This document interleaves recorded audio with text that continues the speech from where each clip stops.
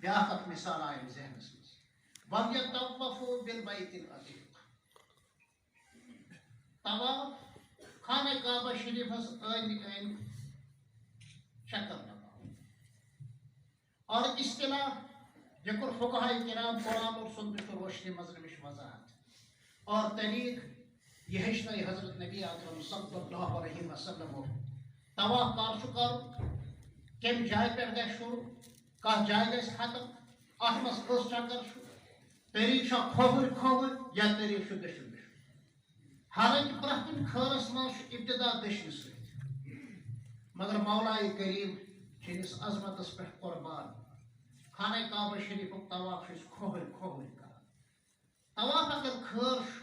یہ گوس نا دشن دشن کر یہ پٹھن خرچن کامن ہند آغاز سہ دشن ست مگر فقہائے کرامو اخ نقطہ وونمت پرت کنس انسان سن جسمس مز دل کھوور ست تاکہ خانہ کعبہ شریفس روز ات دلس ست ٹچ نت اگر یہ دشن سائڈ ہے تیل ما دشن دشن خانہ کعبہ شریف طواف کر بہ کھوور کھوور اگر دشن طواف کرو یہ اخ پارٹ آف باڈی یہ روز من اخ حجاب اخ مانع کہ دل سے راہ ہوتی ہے اور خانہ کعبہ شریف بہرحال اہل ایمان ہند خاطر دھڑکتا ہوا دل اعمال ائستن یا عبادات ائستن الحمدللہ یہ مذہبی اسلام اعتدال بنا چونکہ الحمدللہ اے مسئلہ کے اعتدال علم بردار اہل السنہ والجماعہ بیادبی ما اہل السنہ والجماعہ المقلدین حنفی شافی مالکی اور حنبلی اس مسئلہ کے اعتدال الحمدللہ علم بردار مادر علمی دارالعلوم دیوبند اور حضرت استاذ رحمہ اللہ یہ پس منظرس مز شعر پران یہ فلسفیانہ تخیل کی یہ خواب کی یہ حقیقت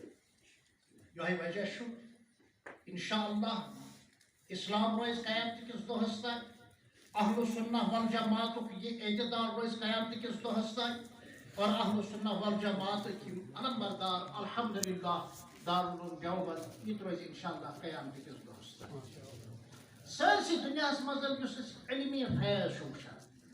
عرفانی فیض درس و تدریس واض و تبلیغ الحمدللہ مساجدن ہند آباد گری ہند مسائل خانقاہ یم دینی اور دعوتی انداز الحمدللہ چاہے دفاع چاہے اشاعت چاہے اقدام